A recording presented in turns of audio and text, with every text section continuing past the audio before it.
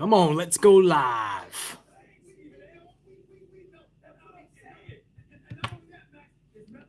What's up, guys?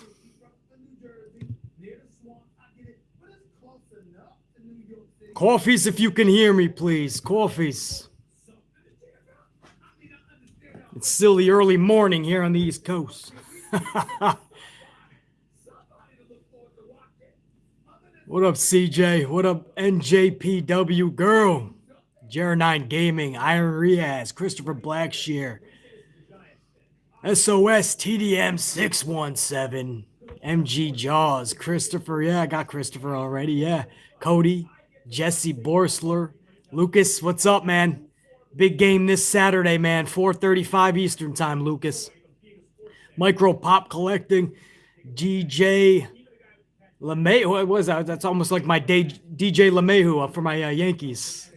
Kaylee Go Official, Elijah Hayes, Matt Batum, Christina Lewis, man, Michael Jones, A. Merrick, Joe Granado, Jeffrey Reimer, Reese, Cthulhu Wayne, hopefully I said that correctly, Get Some to Dirty South, Drayshawn, War Dog, Tariq, J Football Live is up in here early this time, Vic LeBron, Eric Leno, everybody, guys, what's up, man? I got to get to the actual show, but to everybody, much love, guys.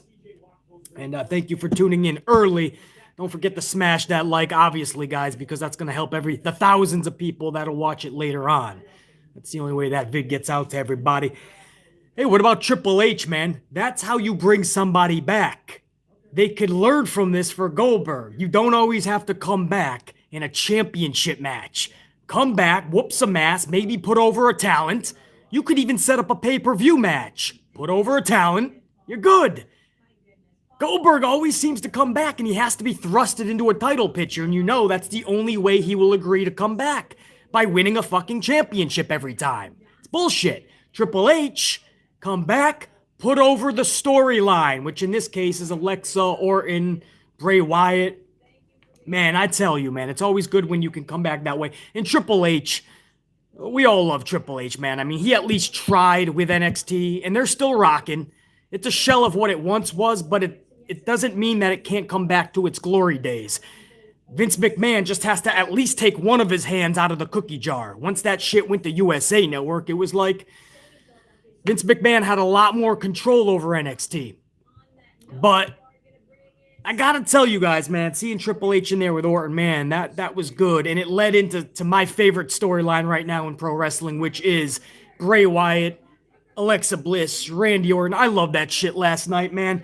The blaze that Alexa Bliss sent over to Randy Orton just shoots a fucking blaze of fire at this dude. How is that not awesome? Of course there's gonna be those dipshits in the community saying, I thought it was cringeworthy, right?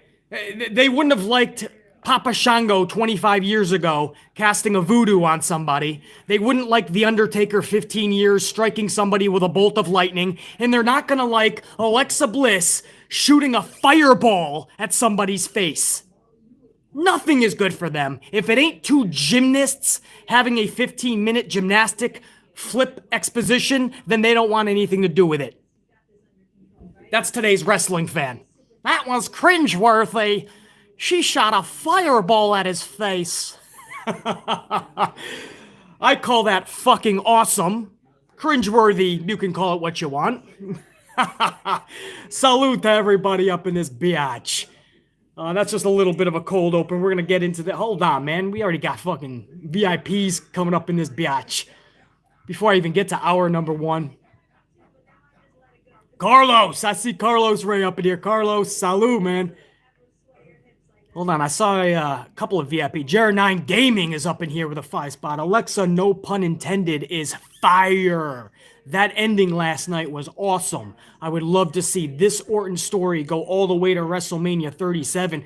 Jer9 Gaming, if you would have told me 2 months ago, I would have said, no, end this shit. But the way this story is unfolding, The Fiend burning there. You got Alexa throwing fireballs. Orton's on top of his game. Some of the best Orton work that I've seen since his Legend Killer days. This is going to be an all-new Fiend. Alexa Bliss is fucking with a whole new level of confidence. She's on another fucking stratosphere. Everybody is rocking.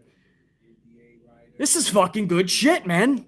I mean, so yeah, if you can keep this going, I don't know how long they can keep it going for, but I'm along for the ride. JR9 Gaming, thank you, and I totally agree.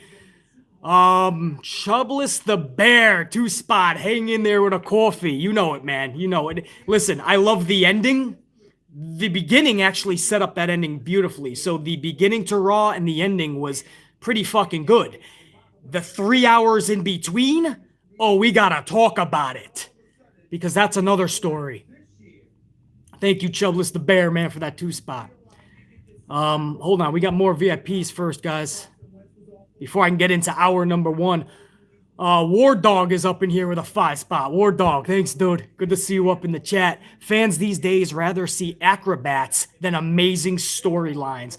That's the problem with pro wrestling today, War Dog. It's not just the creativity and the lack thereof and the attention to detail that is no longer there within the companies. The fans don't even know what the fuck they want. They claim they want a good storyline. You get a good storyline, and this is cringeworthy.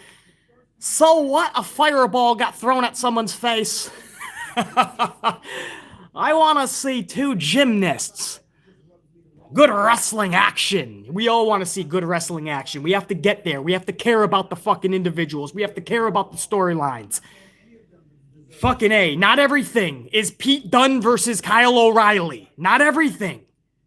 Alexa Bliss is doing her best work of her career. Be happy for her. Randy Orton is on another stratosphere. Be happy for him. We're going to get an even more evolved Fiend. Vince McMahon will maybe try to ruin him, but the Fiend is so badass, he won't be ruined. Be happy we're getting this. No, we can't be happy about anything. You can't be happy about it. You're a WWE fanboy. Oh, man. If that's a fanboy, you don't want to hear the 3 hours that I'm about to go over, because I'm about to rip this shit apart. Trust me. I call it down the middle. You're on a different channel now. We're on a channel of fucking truth, honesty, amplification to the highest degree. War Dog, thank you, dude. You're exactly right. Acrobats takes precedent over storylines these days. It's pathetic. Carlos! What's up, Carlos, with a 5-spot salute, BC and Amp Unit. Loved the ending. You and me both, man. Let the bitch boy Bradens cry about it. They don't know what the fuck they want anyway. They claim they want one thing, they get it, they'll bitch about it. They claim they want another thing, they'll bitch about it. They claim they want another thing, they'll bitch about it. They claim they want another thing, and that process repeats itself. Just as much as a fruit roll-up in WWE. Carlos, actually, let me crack this bitch. Salute, Carlos. Oh, man, we're doing the Dunkin' Iced Mocha today. This shit always gets me revved up. I'm originally from New England. I didn't always live in New York or around the tri-state. Originally from New England, so it was always Dunkin'. And let me tell you, their coffee always hit the stream much different. I was always much more amplified. I was always much more intense when I was drinking Dunkin'. Very weird. I don't know. Thank you, Carlos. JR9 Gaming with another 5. JR9. Only Triple H, Orton, and Bliss captivated me last night. The rest was complete trash, and I struggled to get through the full 3 hours. You and me both, JR9 Gaming. Wait till you hear what I put down in the notes, and wait till you hear the full throttle amplification that I'm about to dish out. Because that was 3 hours of treacherous television. Carlos, another 5. It was great seeing Triple H. Carlos, man. It sucks because this company doesn't create any new stars, so we have to get a pop off of Triple H. But I gotta agree, it was great to see him back, man. It reminds you how much of a travesty it is that we don't get that feeling when anybody walks through the curtain anymore. When you hear music play, you no longer get a good pop feeling, right? Triple H comes out and those old-time feelings come back. Today, you tell me what superstar, when their music hits, do you really pop for? Really isn't. Carlos, thank you. You're exactly right, man. It was good to see that, dude. Hold on, we got another one up in here. This is Jesse Borsler. Jesse with a 5 spot. Thank you, dude. BC, some people will complain about the fireball last night, but then won't say anything about when Undertaker would do something like that. Exactly. But they'll claim that they didn't like what Papa Shango was doing with the voodoo 25 years ago. They'll claim they don't like what the Undertaker did with the lightning bolts 15 years ago. And then they're going to claim that they don't like fireballs to somebody's face. Stop it. It's badass. And of course, Orton, it was pre-taped, so nobody got hurt. They did this safely. He was bleeding during the match. And I love how Orton was beautiful on this, man. Orton knew that he had to do something quick because it was a pre-tape. So he started wiping the side of his face. That was brilliant, man. I don't know if anybody told him to do that, but Orton started to wipe the side of his face so people would know that he wiped the blood off. So in the pre-tape, when he turned around, the cut was completely not even there. So I love what Orton really stepped up in that position, man. That was really huge on his behalf. But yeah, Jesse Borsler, thanks, dude. You're exactly right. Murder Hornet is up in this bitch with a 5 spot. What's up, Hornet? Coffee on me. Oberg versus Drew, hard pass. I know, that's what we're getting, man. We're going to tune in out of habit and hope that it's somewhat entertaining. I don't know, man. Thanks, Hornet. I think I got everybody. As always, guys, if I miss any supers, I'll either try to get it during the video or the live stream, or I will get you next time around in the next video. I always go over after, so trust on that. Hold on, there's a couple more. I haven't got to hour number 1 yet. For anybody that just tuned in, we haven't covered the review yet. I got some VIPs I'm going over in the supers. Jared9 Gaming, another 5. Jared9's up and rocking today. BC, your videos have kept my spirits high as I was feeling down as my mom tested positive for the Wabaka, but I think she will hopefully pull through. Jared9 Gaming, much love and respect to you and your fam. Your mom, dude, hopefully she is kicking ass. Just send her the strength, the support, man. That's all you can do. And make sure you're there as a fucking guiding ship, man. An ass kicker, you know, because she's probably feeling really fucking down too. So you be there as that guiding ship. And on behalf of the entire AMP unit, Jared9 Gaming, we hope your mom and you, your family, man, is rocking in the near future. Thanks, dude. So did Drew McIntyre. Drew McIntyre just tested pos too. And you gotta, this is hilarious. Dave Meltzer says, even though Drew McIntyre says he had no symptoms, Meltzer says he had mild symptoms. So apparently, Meltzer plays doctor by day and reporter by night. Meltzer knows more than Drew McIntyre. McIntyre says no symptoms. Meltzer says, yes, you did. Jar9 Gaming, much love and respect. Christopher Blackshear, what up? $4.99. Keith Lee and Karrion Kross had the fire in NXT. So what the hell is the problem last night then? Alexa killed it. Christopher Blackshear, I'll tell you what the problem is. It's WWE main roster, and they can do no good. Now, I ripped the shit out of the main roster. Trust me, I ripped this show, all of these shows apart because they suck usually. But I will always tell you guys when something was actually good. If you didn't watch it, go check it out. They'll love it in NXT. It's on the main roster. It's Alexa. We can't say it was good. Stop it. You're exactly right, Christopher. It's hypocrisy, but America runs on hypocrisy these days. Pro wrestling especially. Thank you, Christopher.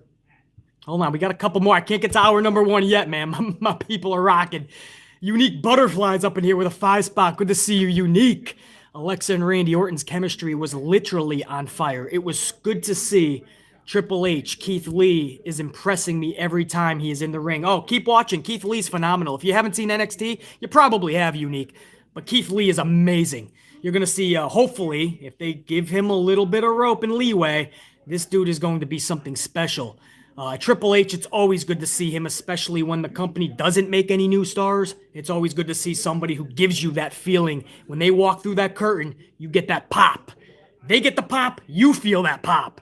As the fucking fan base. We don't get that today with anybody walking through the curtain. Not even some of my favorites. AJ Styles, Daniel Bryan. You don't get that feeling you used to get when the glass would shatter. Or if you heard If You Smell. Or if you heard the fucking gong with The Undertaker. Or Triple H's Motorhead. Right when the music played, you felt an emotion. You don't get that anymore. Unique Butterfly. And yeah, Alexa and Randy Orton's chemistry is just off the fucking chain. I'm loving this. Thank you, Unique. Carlos, another 5 spot. Carlos is rocking, man. BC, a shout out to Jared9 Gaming and his mom. Much love. Absolutely. Jer9 Gaming, as you could see from Carlos and the Ant-Man, you got the whole amp unit in your quarter. So your mom's is in good hands, man. Much love and respect. Thank you, Carlos, for that, man. That's awesome. Now, I want to get into hour number 1 real quick, guys. And thank you, guys. Over 100 of you guys already smashed that like down below, which is going to help the video later on for the thousands that'll end up tuning in. Thank you for over 100. We're on our way to 125. Hours before the show, we found out that Drew tested positive for the Wabaka. We want to send out, just like we did for Jer9 Gaming, we want to send out much love and respect to Drew McIntyre, his loved ones, and any pro wrestler, especially in WWE right now, who may have caught it. It looks like a few others may have been off TV last night. A lot of people pulling that double duty. So everybody, much love and respect, and hopefully they're back soon. Drew McIntyre did accept Goldberg's challenge for Royal Rumble in the championship match, so it doesn't look like he's going to miss that. So we'll take that, man. You know, it's good that he says he had no symptoms. And I don't know if you're listening to Meltzer. Meltzer says you're wrong, McIntyre. You did have symptoms. So apparently McIntyre just learned something from Meltzer. You gotta love when you tell somebody how you're feeling and somebody else says, no, you don't. You have symptoms. So I got to, hold on, guys. Hold on. All right, that's much better. Now I can see that the big screen keeps going out on me, but we're good. So we start off with the return of Triple H. Randy Orton hits the ring soon thereafter. Triple H maybe gets a couple words out. Orton hits the ring, and he wants Triple H to grant him one of two things. Either make him the number 30 entrant in the Rumble or hand him the heavyweight title. One of the two. Triple H obviously rejects Orton's demands, and they have words leading to Orton challenging H to a fight. H is like, come on, you know better than anyone. When somebody wants something so bad, you don't give it to them. He goes to walk away. Triple H declines. So Orton uses the old line, what's the matter? You have to retrieve your balls from Stephanie's purse? Obviously, H comes back around. We've seen this before, this same line and a knockout punch. Orton comes back around, or I'm sorry, Triple H does, and he drops Orton with a right hook. And a possible fight between the two looms for later in the night. It's a bit of a spark. That's what I'm trying to tell you guys. That's how you start a show. It doesn't have to be ultra grand. You don't have to put that much thought into it. I like to overbook, so I would. But you don't got to do that. Triple H comes back, and now we're thinking about a fight, not even a wrestling match. There's no winner or loser last night. A lot of people were like, oh, we didn't find out who won because Alexa came out of nowhere. There wasn't going to be. It was just a fight. The ref wasn't in on that shit. So we get a fight looming between Triple H and Orton. We all remember those wars. We're like, hey, dude, let's rock. That sounds pretty cool. But they're playing the game of we're not going to say if Triple H accepted yet. Triple H just knocked him out, never really said it's on. Orton just grabbed the mic later and said, oh, I'll take that as a yes. So we go back to Triple H a couple of times during the show, and Triple H finally says, you got it. And just like you lit the match to Bray Wyatt, I'm going to light the match, metaphorically speaking, to you. And that's going to come in handy. Remember those words, because nothing gets past the Fiend.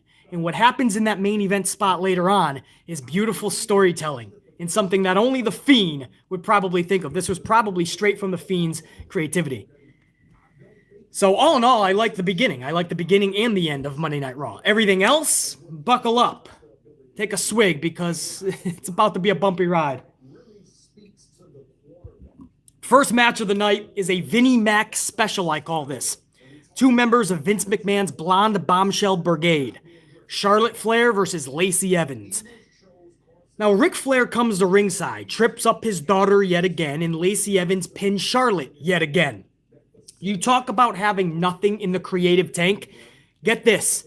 Not only did we already see this storyline in the past with Dawn Marie dating Tori Wilson's father, Al Wilson. Do you guys remember that? Or am I dating myself here? That's right. I see you guys up in the Vinnie Mac special. That's what this is. Anytime you see Vince's two blonde bombshells, it's a Vinnie Mac special. But do you guys remember Dawn Marie and Tori Wilson, and Dawn was dating Al Wilson, the father of Tori? I can't be the only one remembering this. I can't be that old. All right, so some of you guys remember. All right. So they're literally just redoing this storyline, but I can go a step further. It's okay if you repeat a storyline as long as it's good and with the right people, but I'll go a step further. We literally have already seen Charlotte and Ric Flair, father-daughter, the breakup. We already saw the breakup. Ric Flair went away crying, and Charlotte went on her own way. Ric Flair comes out of nowhere last week, and all of a sudden he's aligned with Charlotte, and immediately they're doing the breakup already. But they were already broke up. Do you see why we just want things to make sense? For anybody that's tuning in right now and they're going, oh, here's a dude who just complains about the product. I don't. In fact, the first part of this live stream, I was applauding what happened at the finish of Raw and even the beginning of Raw. But you cannot tell me this is acceptable. If anybody remembers how the Rockers split up, does anybody, I know I'm doing a history test here. Does anybody remember the Rockers, Shawn Michaels, Marty Jannetty? Do you remember when they broke up? It was badass. It was at the barber shop with Brutus the Barber Beefcake. And Shawn Michaels hooked up Marty's hand, raised it up, turned around, and super kicked Marty Jannetty. And guys, it was the best. He took Marty Jannetty and he put him through the barbershop window. That's badass. That's a breakup, man. You got the emotion into it. You were feeling some type of way. It sucks to see them split. You're happy to see where they go individually. One person it worked out for, Shawn. The other, Marty, it didn't. But my point is, could you imagine seeing that breakup? And then 9 months later or a year later, Marty just comes down to ringside and they're back together for the match. And then they just start the breakup all again. Could you imagine if the Rockers did it immediately twice in 1 year? You couldn't, because it would be stupid. Mind-bogglingly pathetic. They had Flair go away crying. It was emotional. You were feeling some type of way. You felt bad for Flair. Now Charlotte can finally go on her own. And then they're doing the same exact storyline we just saw a year ago. I can't tell you how pathetic that is creativity-wise. But that shows you that there's nothing left in the creativity tank. Did they even have anything? So that's all I could think about, man, was the Tori Wilson, Dawn Marie, Al Wilson storyline. They're just regurgitating it. And then I thought, wait, we just saw this same exact breakup last year. And now they're just doing it a slightly different way. I mean, this is shit that cannot happen. Somebody has to be there to say, hey, we just saw this. They probably don't even realize they just put it out there for everybody. Next, we have a 2-minute match between Jackson Ryker and Jeff Hardy. The reason it was only 2 minutes is because Ryker hit Hardy with the awe-inspiring, ultra-devastating fruit roll-up. That's right. You know nobody kicks out of the fruit roll-up in WWE. You can hit them with any finisher you want 17 times. They'll kick out. But if you roll them up, they can't get out. Hardy looked like the kid from The Christmas Story. You ever see that movie, The Christmas Story? You ever see the kid who gets in that a big fucking onesie? And he falls in the snow and he's like, guys, I can't get up. Guys, how? I can't get up. I can't get up. And he's doing snow angels trying to get up. Jeff Hardy looked like a fucking turtle that was flipped upside down on his shell. That's how the dude looked. I'm like, dude, all you gotta do, I know he's pulling some tights, all you gotta do is just tip your shoulder just a centimeter and the ref will say you're up. Or maybe not. Then again, he counted Apollo down, and if you watch the beginning to that pinning combo over Big E, Apollo's shoulder was totally off the mat, but he counted 3 because that's what the storyline called for. So maybe he wouldn't have. Even if Jeff Hardy got it up, maybe the referee still would have counted. But I hate the fruit roll-up. It's not believable. These are wrestlers that could kick out of specialty moves, finishers, but they can't kick out of a roll-up. Jeff Hardy loses this match in 2 minutes via that fucking roll-up. And then our number 1 ends with another Jeff Hardy match. Oddly enough, he calls out Elias after he just loses. And in case you're keeping count, this is the 4th time that we've seen this match since Hell in a Cell. We've seen this match, Elias and Jeff Hardy, 4 times since October 25th. And oddly enough, that was his last victory too. Elias's last victory was October 25th. Elias, after last night, is on an 8-match losing streak. But if you want to talk 50-50 booking, Hardy gets the W off of Elias, off of a swanton. So 2 minutes after getting fruit roll-up and losing to Jackson Riker, Jeff Hardy's defeating Elias. You talk 50-50 booking? That's in one night it's a wash and you're irrelevant. But it could be worse. You look at Elias. Elias would only dream about 50-50 booking. Elias is on an 8-match losing streak. He'll take 60-40 at this point. And that was hour number 1, man. And that wouldn't be the last time you saw double duty. And listen, if people were off the show, I still don't buy into it. They got a huge roster that you can get creative and people don't got to pull double duty. But that's what they had people doing last night, and they didn't even get creative. They had people pulling double duty the same way. They were just calling people out. Oh, I tell you, man. So, before we get to hour number... That was just hour number 1. Before we get to hour number 2, I saw some more VIPs up in here. Hold on. Hold on. I got more VIPs before we get to hour number 2. What's up, chat, man? Yes, it's good to see all my tribe. Boss Mania Power's up in here. Jennifer Pierce is up in here. What up?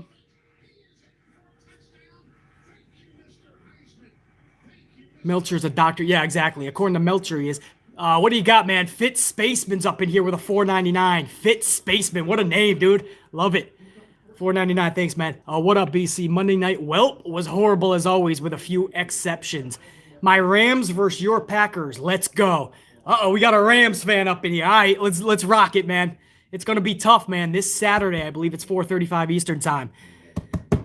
It's anybody's game, man. You know, our coach LaFleur, he kind of learned under your coach. So, I mean, he knows his playbook, so to speak. So it's going to be fun, man. It's going to be a badass brawl. I wish I could wish you guys luck, but my Packers need it right now. But it should be a fun game, man. And yeah, Raw was Raw, man. We're going over it the best we can right now. Thank you, Fit Spaceman, for that contribution. Danny Green's up in here. Good to see you, Danny Green.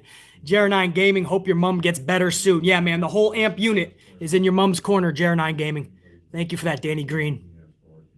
Danny Green with another 10 spot, too. Danny's double dipping up in here, man. Double booked. Thank you, Danny. Heard Ronda Rousey theme song this morning at work. Was looking forward to seeing her kicking some ass. Unfortunately, my imagination was more creative than most of what we see on WWE TV. Yeah, man, it would be good to see Ronda, but, you know, first I want Shayna Baszler to be booked correctly. That's what I want first. Then bring in Ronda. I mean, they can't even do Shayna Baszler correctly right now. Thank you, Danny. I want Bianca Belair, Shayna Baszler. I want females like that to really start to shine. Carlos, 5 spot. Carlos, thanks, man. You know, always much love and appreciation. BC, where are they going with this Flair angle? It's terrible.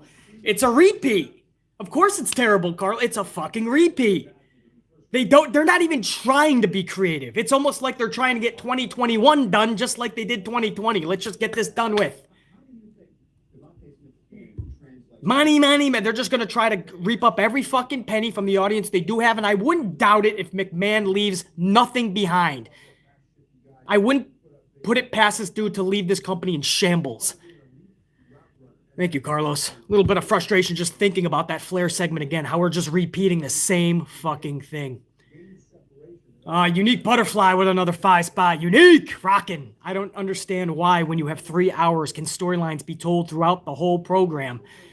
And yes, I remember Tori and Dawn Marie. Good. So then you know this is just regurgitated bullshit. And you got 3 hours, you got 617 writers, and you have bullshit throughout. Unique, your guess is as good as mine. Murder Hornet, 5 spot. Murder Hornet. Thanks, man. 2 times, I believe, already. Same motherfuckers whining about Alexa are okay with the Flair BS. This is why I have zero respect for fanboys. Period. I need to do no adding on to that, Murder Hornet. Thanks, dude. Jesse Borsler, another 5-spot. BC Little Detail. When the fight between Randy and Triple H, I like how Triple H came out in jeans, t-shirt, and taped fist, and not his wrestling gear. Yeah, man. Makes it for that street fight. I would have liked Orton to even have his little fucking, you know how he comes out with the fucking training shorts? Make this more of a fight vibe, absolutely. Orton showed up for a wrestling match. Triple H showed up for a street fight. And you really saw the kind of difference there. But yeah, I noticed that detail as well, Jesse. Thanks, man. Murder Hornet, another 2-spot. A triple dip. Triple booked Murder Hornet. And where in the F is Asuka? Yeah, well, you gotta have a Vinnie Mac special every now and again, Murder Hornet. You can't have the true tried talent. Vince needs to get his rocks off. So you gotta have a segment with Charlotte, and you gotta have a segment with Nia Jax. Asuka? She's talented. Get her off. You know how the company is, man. JR9 Gaming, 5-spot, another badass turn was Ciampa Gargano. That was a great turn, but it wouldn't have landed as much if they had broke up months before like the Flairs. Yeah, JR9 Gaming, perfect. For anybody that doesn't watch NXT, this is Tommaso Ciampa and Johnny Gargano, Johnny Wrestling. And they had an awesome storyline, man. Tag team, best of friends, and then they turned. Tommaso did, and it would not have been the same had we saw it twice within a 9-month period out of the blue. And then Johnny Gargano started to play the heel character, but the way they told their story throughout, beautiful, masterful. This shit, they literally had Flair come out on Legends Night. All of a sudden, he's back in Charlotte's corner when she kicked him out a year ago. And all of a sudden, that very match, they're breaking up again. Oh, I can't tell you how frustrated that makes me. Good point, JR9 Gaming.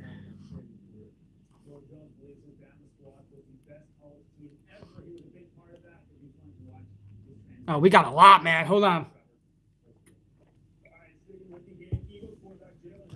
You guys are fucking rocking it, man. I can't even get to hour number 2 yet.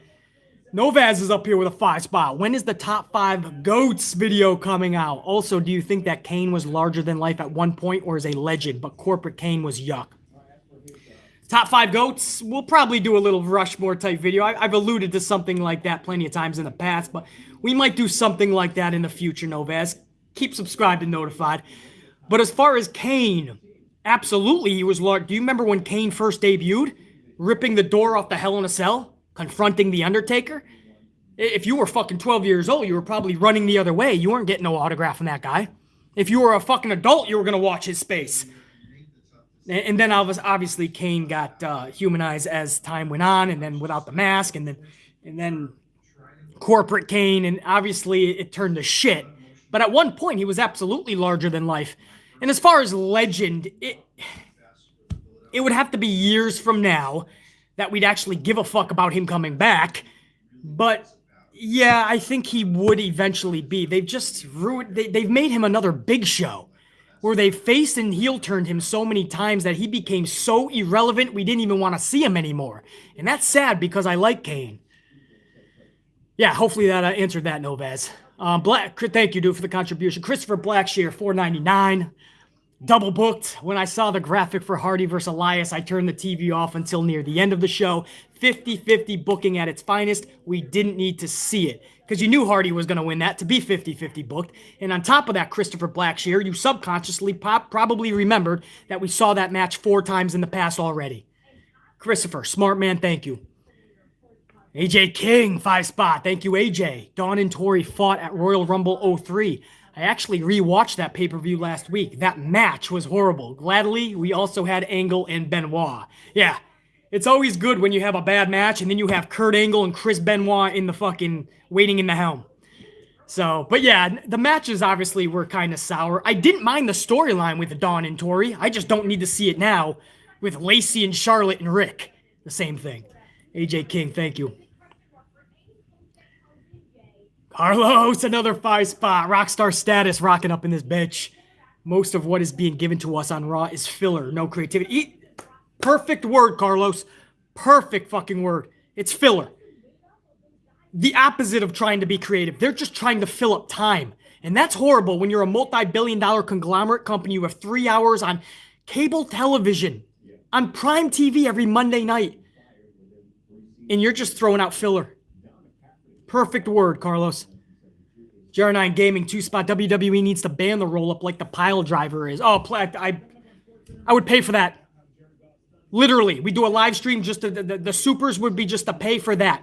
We'll give that money to fucking Vince like he needs it, just to ban the fruit roll-up. Save us all the headache every single Tuesday morning. Good idea, JR9. Reese, 5-spot. Good to see you up in the chat. Reese, if they had nothing for Charlotte, why not just bring her back at the Rumble? Exactly. No. We're going to bring Charlotte back to try to get a rub off of Asuka because everybody respects Asuka. When they found out that didn't work, now they're going to try to do the Ric Flair storyline again. Bring back a legend. Let's try to get sympathy that way. That's what they're doing. I'm onto this company, man. That's exactly why, Reese. That makes too much sense.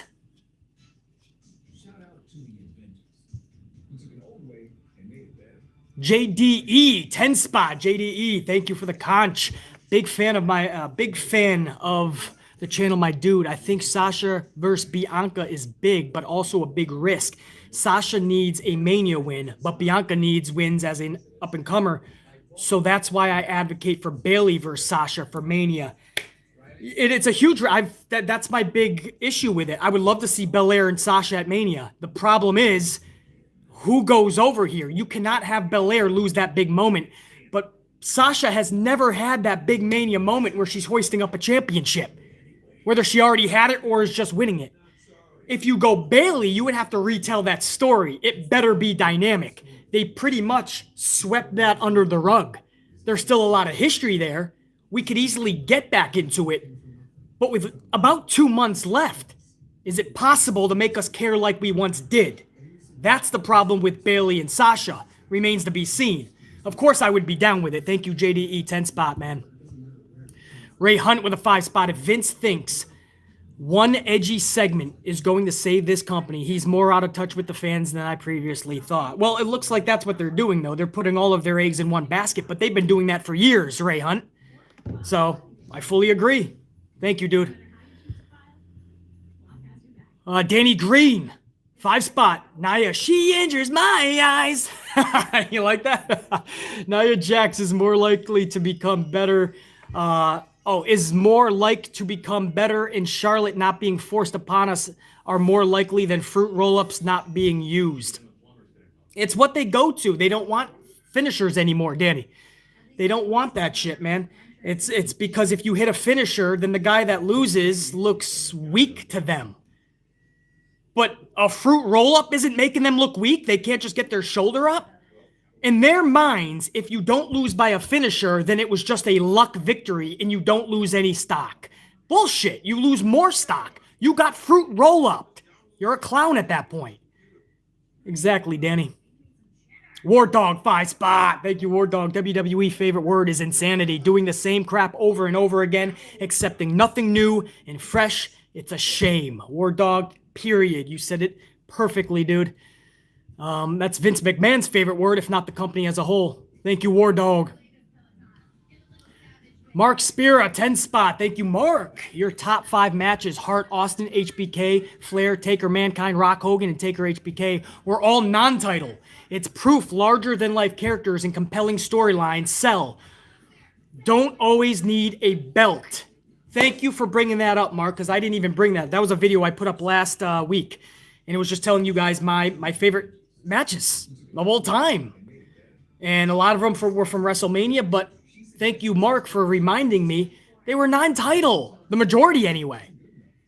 You don't need a title on the line. If you're giving compelling storylines, I'm telling you right now, you're going to captivate your audience. You don't need a title. Some of the best matches I ever saw, no title on the line. Thank you for reminding me of that, Mark. Exactly correct. Rilo McLovin with a 199. Thank you, dude. Tired? Here's a pick-me-up. Absolutely. Thank you, dude. Thank you for the contribution. I think I got all of my... actually, probably not, man. Hold on. I'm going to try to get... If I missed any supers, guys, I'll get you on the very next vid, I assure you. It's hard. It's going fast. There was a lot of you guys. We haven't even got to hour number 2 yet. For the 300-ish of you guys that are already tuning in live, we didn't get to hour number 2 yet. Go back later. Check out hour number 1 for sure. Hold on. Let me make sure I got everybody here. Videos. Yep, I got Murder Hornet, Jesse Borsler, Carlos. I think I got everybody, guys. Hopefully I did. Again, I'll get you if not. Down the road, as Steve Austin says. Papo Jr., I just saw you pop up with a 2 spot. Coffee's on Papo. Thank you, man. I appreciate that. I'll get another one of these fucking Dunkin' mochas. They always hit the spot. Hold on, I just saw Undisputed come up in here, too. Undisputed. You put up a super last live stream. I didn't get to it live. The very next vid, I gave you a shout out, my man, and I answered you. So thank you, Undisputed. Just to show that if I miss you, I will get you on the next one. Undisputed Era, thank you. And thank you for this 5 spot as well, dude, showing love to the channel. Ric Flair probably wishes he was young right now. He's in love with Lacey. I know, man. I gotta tell you, I saw some candid photos of Lacey. Lacey's pretty, I mean, she's got a bod, man. I will say that. So yeah, Ric Flair loves his blondes too. Undisputed, thanks, man. And for last week's stream super as well. Papo Jr. again, thank you. So guys, here's hour number 2, because we got to get into this. We begin. Oh, hold on. First of all, for the over 175 that have smashed that like button already, man, thank you. That's awesome. Showing the love right back to BC. We're headed toward 200 live on the stream. Thank you.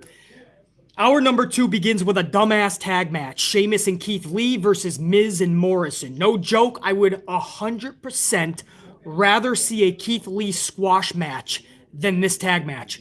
Remember the Brooklyn Brawler or Barry Horowitz when they would just have I mean, you knew they were going to lose. They were in there for 3 or 4 minutes to watch the power guy hit his power moves. Just give me that with Keith Lee. Let us all see Keith Lee being Keith Lee and dominating.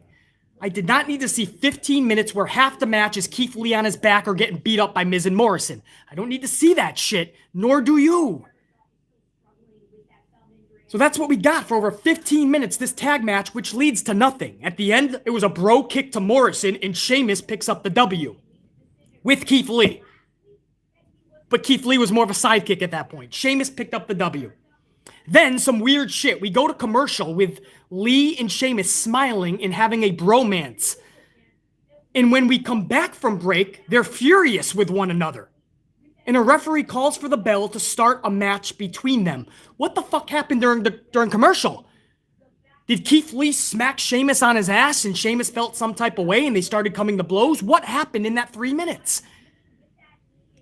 So now we get a match between the two. Keith Lee defeats Sheamus via a spirit bomb. What the fuck? Obviously, Keith Lee had to win this match. He needs to rack up W's. He's a powerhouse, a future main eventer. He's already been in main events. He needs the victories. But what the fuck are you doing with Sheamus? You had this dude win 2 minutes earlier, and then he's losing. It's 50-50 booking. This is the same 50-50 bullshit that we saw with Jeff Hardy 20 minutes earlier. Hardy loses to Jackson Riker via a fruit roll-up, and then Hardy is pinning Elias, putting Elias at an 8-match losing streak. And now Sheamus is winning a match and then losing a match all within 10 minutes. This 50-50 booking will destroy you. And this is another reason why you don't see larger-than-life superstars or any superstar for that matter. It's because they 50-50 book everybody into irrelevancy. Now it's even gotten worse. Now they're doing it on the same show within 10 minutes. Oh, man. I can't with the show, man. A casual fan stops and watches this shit. They don't know who's good and who isn't. They don't know who to cheer for or who not, who's a winner, who's a loser. They're winning 1 minute, they're losing another minute, literally on this show. This isn't even just BC being a little bit exaggeratory. This is legit happening. Twice in one show, we saw somebody lose and then win. And that wasn't it. There was about to be a third time in the third hour where somebody was going to win and lose a match. 3 times. And then you wonder why there's no larger-than-life superstar. You wonder why when music hits and a superstar comes down the aisle, you don't feel any type of fucking way anymore. This is why. Hour number 2 ends with T-Bar defeating Xavier Woods with a knee to Xavier's mug. And number one, at least it wasn't a fruit roll-up. Number two, this was a much-needed win for Dominik Dijakovic. I can't even stand calling him T-Bar. I can't stand looking at him looking like a fucking freak like he is. Dominik Dijakovic deserves better than this as his debut. But this is what we're seeing. He defeats Xavier Woods. That was the end of hour number 2. Pretty fast hour. Everything was filler. Sheamus and Keith Lee, they just revolved the whole half an hour around that. We had a bunch of backstage segments where Triple H finally agreed to having the fight with Randy Orton. Drew McIntyre accepted Goldberg's challenge. And then we had this weird T-Bar and Xavier Woods match.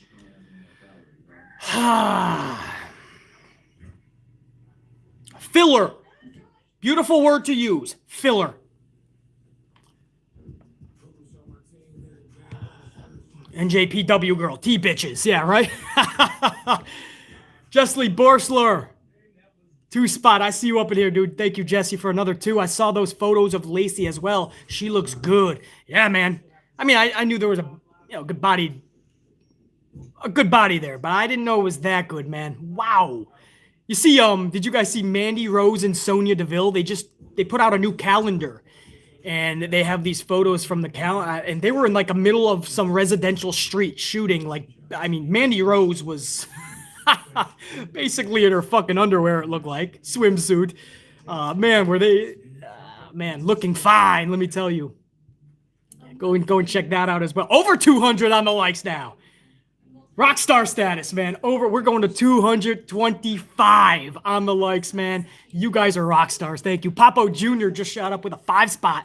Thank you, Papo. Stay safe, guys. Quarantine sucks. I'm in day 4. Feeling better every day, though. Thanks for going live, BC. Really needed Amp-Man Red Team. Go! Papo Jr., man, we wish you nothing but the best, man. I had no idea. Just like Jared Nine's mom, you, Papo Jr., Drew McIntyre, anybody who's having even a rougher time than the norm right now. Anybody who actually has this Wabaka. Anybody who knows somebody with this Wabaka. Much love and respect, and we hope you get much better, Papo. So, keep kicking ass, dude. Don't get discouraged. Don't get down, man. Keep rocking. Thank you, Papo. Mr. Damaco Endurance. Hopefully I said that right. 2 spot. Acrobats. If generic can't be larger than life. Right, but I'll take Triple H over Acrobats any day, too. It all depends on the person. Even Goldberg I would take back. Why are we putting him in the title picture? Just have Goldberg come back for one night, put somebody over. Or set up a pay-per-view match with Goldberg. But why a title match? Why does this guy always have to be doing something like that, man? And I love seeing really good wrestling matches with 2 dudes that can go. I just need more selling. That's my problem with the acrobatic wrestling matches that we see today. There's far too less selling and far too less ring psychology. Everybody is just setting up for their next spot fest. Everybody's just setting up their next move. It comes off really cringe, man. But yeah, that's basically, man, they don't know what it's acrobats or it's fucking bringing back Goldberg. The show's all over the fucking place. Who knows? I think I got everybody. Hold on. Murder Hornet with a 5 spot. Murder Hornet. Quadruple booked. What have I told you people about putting shit into the universe? Oh boy. I know, man. What the truth is, what was that, JR, when he was saying, oh, JR9 Gaming with a 5 spot said, I fear Goldberg is winning the title, as WWE have stated that the one title he hasn't won is the WWE title. They better not do McIntyre dirty at Rumble. Yeah, I noticed that, JR9 Gaming, last night when they announced that. And I was like, oh no. Just like they said, Daniel Bryan has never won a Rumble. And I'm like, okay, it looks like Daniel's winning that. Then they said this is the one title Goldberg always wanted and didn't win. And I'm like, oh, fuck, that does not look good for McIntyre. And that's why Murder Hornet just came in and said, what have I told you people about putting that into the universe? But it could happen, Murder Hornet. JR9 Gaming is right. You know that. Sad to say, but it's true. J Football Live, dude. Much love. Here's a swig to J Football. Good seeing you up in the chat. I love to see the Fiend come back in a Two-Face-like mask. Like half the Fiend mask and the other half is Bray. To be honest, he'll probably find a way to even top that somehow. I sense a masterpiece. You and me both, J-Football.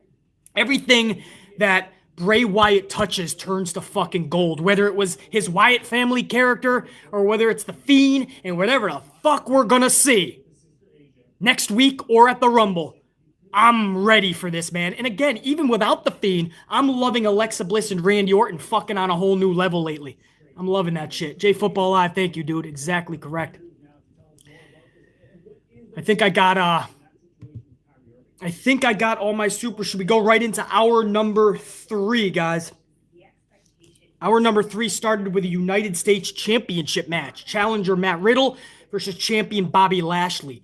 This was a 4-minute match. Bobby Lashley taps out Matt Riddle with the Hurt Lock. Big W for Lashley, right? It was it's overwhelming. And that's what somebody like Bobby Lashley needs to be having. Overwhelming, I kicked your ass, no doubt about it type matches. But what the fuck does that do for Riddle? He's still really new. 4 minutes? Little cringe on that part, man. I don't like that fact. So on one hand, it's good for Lashley. On the other hand, that's not very good for Matt Riddle. And post-match, Riddle challenges MVP. And when we come back from break, that match is actually happening. So Matt Riddle just taps out in 4 minutes to the Hurt Lock and then says, I may not have beaten Bobby, but I could beat you, MVP. What the fuck?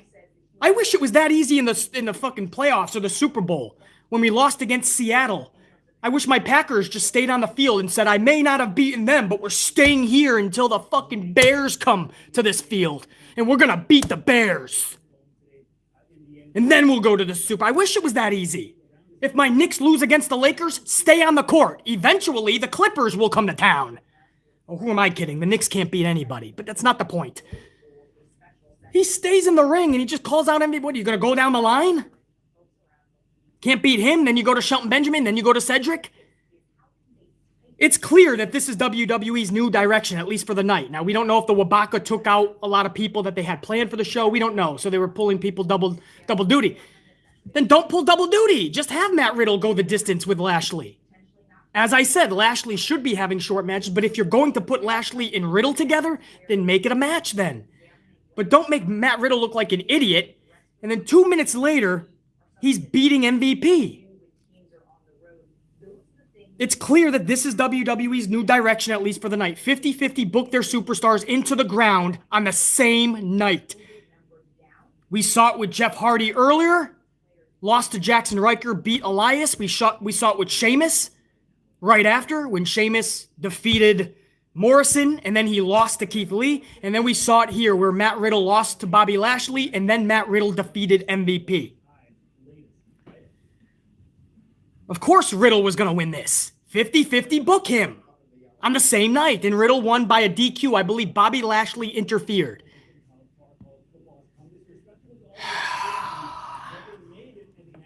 Jared9 Gaming has a little bit of a list. Let me see if this is accurate. The people missing last night was Asuka, Peyton Royce, Kofi, Shelton, Cedric, and I think a few others. Yeah, you're right, Jared9 Gaming. Remains to be seen if they were originally on the show or not, but I would have to think so. Shelton and Cedric nowhere to be found with MVP and Bobby Lashley. That's fucking odd. Kofi Kingston nowhere to be seen with Xavier. Now they announced a jaw injury to Kofi, but he would have still been on the show. Jaw injury wouldn't have prevented that. Yeah, Jeffrey, a lot of it was filler. That's the word that we're using. Filler. Yeah, Carlos, broken jaw and Kofi. Yep, but you could still easily have him on TV with Xavier, even if he's just in the corner. So I don't, and Asuka wasn't there either. Yep. So I don't know. Anybody have an updated list too? Well, that's the one that's what I remember too, who was not there. But still, if you're gonna pull double duty, man, you gotta think that you can't just have somebody lose and then call somebody else out and have them win. Nobody's being built up. If anything, you're just tearing them down. J Football Live, I see you up in here with that 199. Knowing Vince, Goldberg rolls up Drew and knew. Could you imagine if Goldberg rolled up Drew McIntyre at the Rumble to win the championship? A fruit roll-up. Wow, you thought my rant when Goldberg defeated The Fiend was something? Forget it. Forget it. And then that might be the one circumstance I would have to give up on the company finally. I would literally have to probably pack it in. J Football Live, I tell you. Pedro W up in here with a 5 spot. What up, Pedro? Raw is not war. Raw is not Jericho. But Raw is filler. I love how we're all using that word now for last night. It's filler. Exactly right, Pedro. All of it's fucking filler. Carlos, 5 spot. Carlos. I used to not like Orton, but he has definitely gone to another. Yeah. Orton, what a weird career. Orton was always fucking with the highest of levels, or he was just non-existent. It was almost like he was in trouble with the company, he was off TV, or he was just irrelevant. But then when they actually let him get airtime, the guy was always at the highest level. Whether it was when he was first coming into the business, part of Evolution, whether he was part of the Legend Killer character, and now. I mean, he's always fucking with another level, another stratosphere. So yeah, Carlos came around. I've always been on top of this type of thinking where if you can keep evolving your character and touching base on what people actually want to see, there's no way you can be done wrong. Every time Vince Cook kept him off TV, Orton would come back months later and captivate again. I agree, Carlos. Santivia Major up in here with a 5 spot. Good to see you up in the chat, Santivia. Thank you. I got to hit the road, but here's hoping Mustafa Ali interferes and keeps Goldberg from getting that title. Possible, Santivia. Thank you for the contribution. That thought didn't even enter my don't piece. Possible. We'll see, Santivia. If that happens, I'm giving you credit for that. Undisputed Era with a 5 spot. I really hate how wrestlers with a slow and methodical pace are called boring, but you do one flip and you're a legend. I can't stand it, Undisputed. I can't fucking stand it. People would rather see the acrobats, the gymnastics, but good storytelling? That's cringeworthy. That's boring. It can be, no question. But what Orton's doing right now, stop. Completely agree, Undisputed. I think I got everybody. We haven't finished hour number 3 yet, but we about to. Hold on. We got to get to Big Nang. 2 spot. Big Nang. Raw is snore. Like how Jericho said back then. Yeah, man, if you were not falling asleep, or if you chose to watch something else, I'm giving you the most truthful fucking review I could possibly give you. I wish there was more positives in this show other than the top and the bottom, the start and the finish, the beginning and the end to the show, but there's just not. The whole middle was just filler. Raw was legit snore last night. Big Nang, thank you. Jer9 Gaming with a 3 spot. Jer9, much love, dude. Styles to win Rumble and face McIntyre at Mania 37. Better than Goldberg and McIntyre, which is directly in front of us right now, Jer9. I don't know, man. If Styles wins the Rumble, I need a little bit more, though. You know what I mean? Styles, his booking right now is not Royal Rumble winning material, just like I said about Daniel Bryan. I love Daniel Bryan. I love AJ Styles. But if they're going to be in the main event of Mania, I need more right now. I need more. So we'll see. Speaking of AJ Styles pinned Drew Gulak next with a phenomenal forearm. That was really it. Adam Pearce told Gulak in the backstage area that if he can beat Styles, he's in the Royal Rumble. Well, he couldn't. In just a couple minutes, AJ Styles defeats Gulak. So, thanks for coming. You get no participation trophy if your name is Drew Gulak. Let me get another swig here so we can get into this Nia Jax match. Oh, man. Shayna Baszler and Nia Jax versus Dana Brooke and Mandy Rose. Why? Within the last 5 weeks, we've seen them four times. 4 times in 5 weeks. 3 times one-on-one, Shayna Baszler versus Dana Brooke. 2 out of those 3 one-on-one matches, Dana Brooke defeated Shayna Baszler. Is that truly okay with you? And you guys know, I give Dana Brooke the utmost credit. She has improved drastically from just 3 years ago, 2 years ago, 1 year ago. But she should be beating Shayna Baszler 2 out of 3 times within the last month. And then one of those last 4 encounters was this same exact tag team match. Why are we seeing this again? This is what I mean. Why does this company run matches into the ground via pathetic redundancy? Nobody has a good answer other than they don't care. Baszler taps out Mandy Rose. Okay, enough. Move on. Shayna got a victory. Please do not have her losing against Mandy next week or for the next 2 weeks. And then a loss to Dana. And then she wins a stupid tag match 4 weeks from now. It's not needed. It's not shade being thrown to Nia Jax. I don't understand why she has to continuously be protected. Meanwhile, everybody else on the roster can eat L's like nothing. Nia, who has a secured spot in that company, always protected. Shayna's got to be the one eating L's to Dana Brooke or Mandy Rose. Lana. This is true. This is shit that happened. You don't think every time Shayna Baszler's stock drops lower and lower and lower?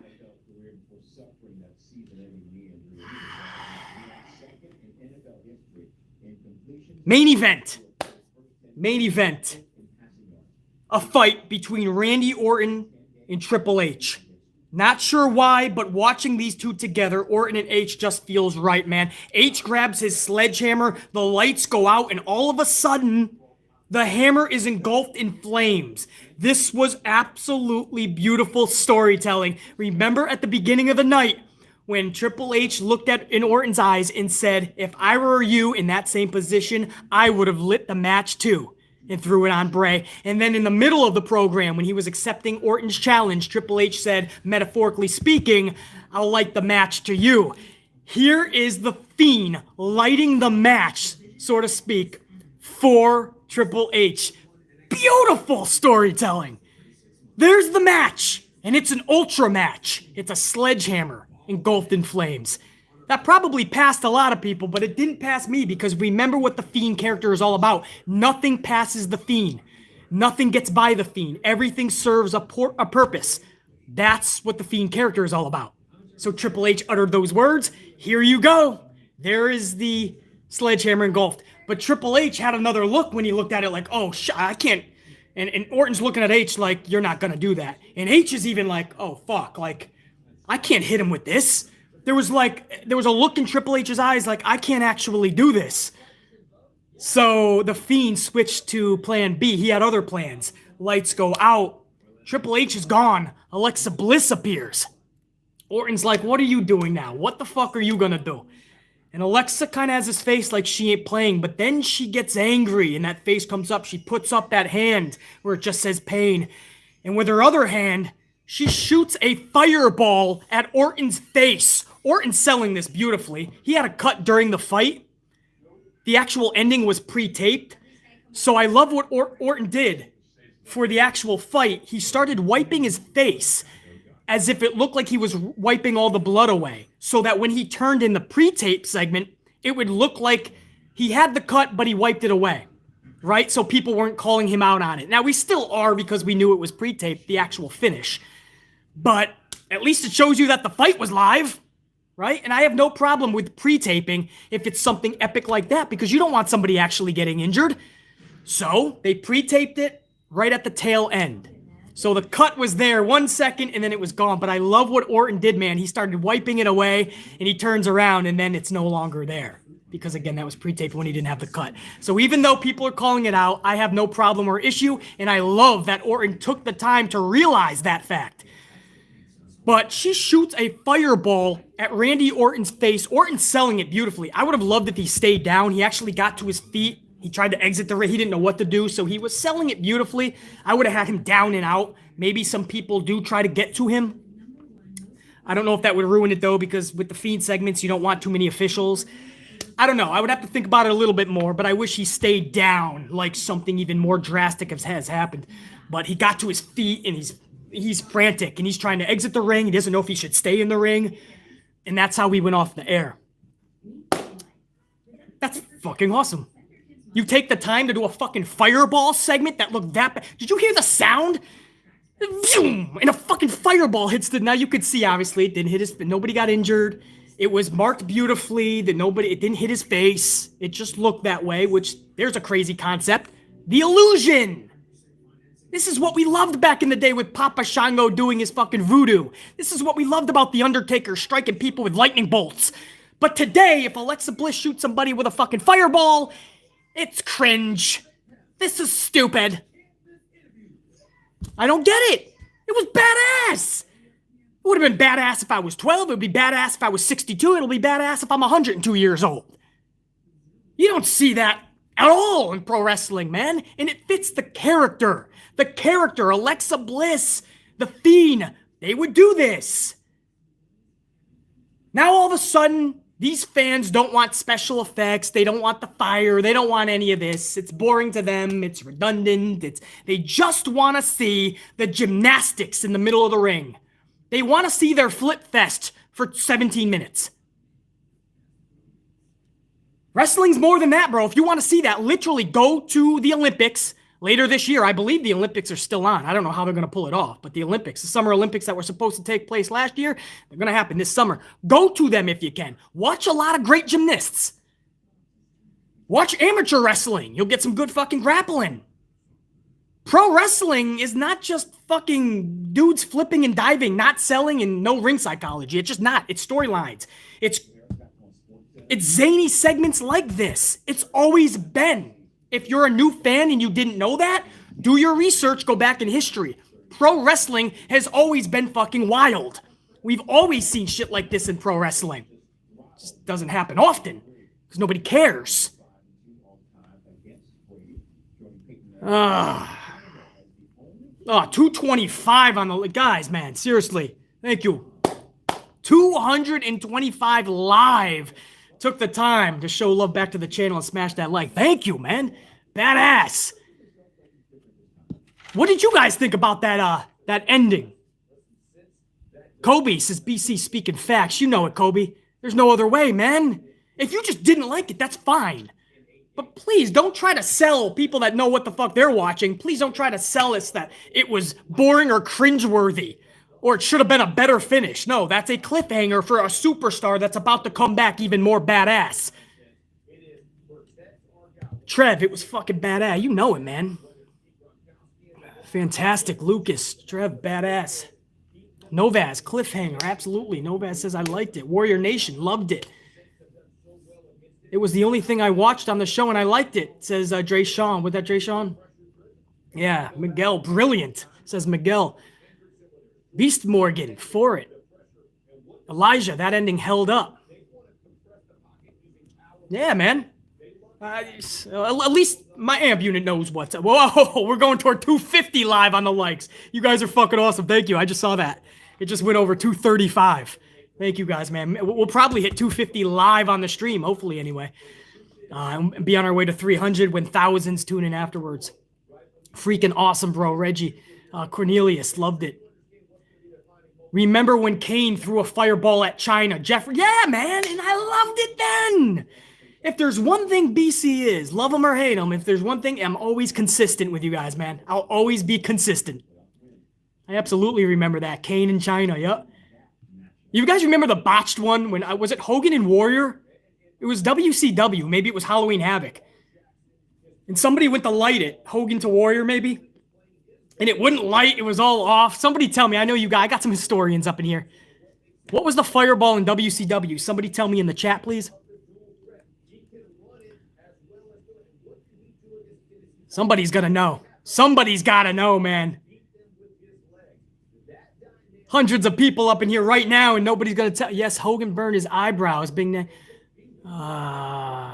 Kobe talks BC. Remember when Taker walked through the pyro in '98 against Kane? Fuck yeah, I do. I love that shit. Yep.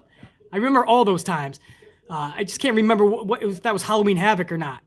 It was Hogan, Brazen. Novaz Hogan. Yeah, but was that against the Warrior? I'm not ending this stream until I find out, so somebody better find out. Somebody let me know if that was Warrior and Hogan. Tyree, Hogan versus Warrior. All right, I believe I have confirmation. Thank you. All right, yeah, I remember that. That was kind of a botch fireball segment, but I appreciate what they were going for at least. If you show effort, even if you fail, I'm down. That includes WWE, AEW, New Japan. It could be the local bingo hall. I don't even care if you're showing effort and you fail. I'm not going to knock you. I have to review it. I'm going to call it out, but I won't knock you for it. But when you don't show any effort, bro, be prepared to be ripped apart. Justifyingly so. I mean, not a way around it, man. Got some supers pop up in here, guys. I want to get to my VIPs real quick before we discuss some other shit. Carlos, dude, come on. Carlos, another fucking swig for Carlos.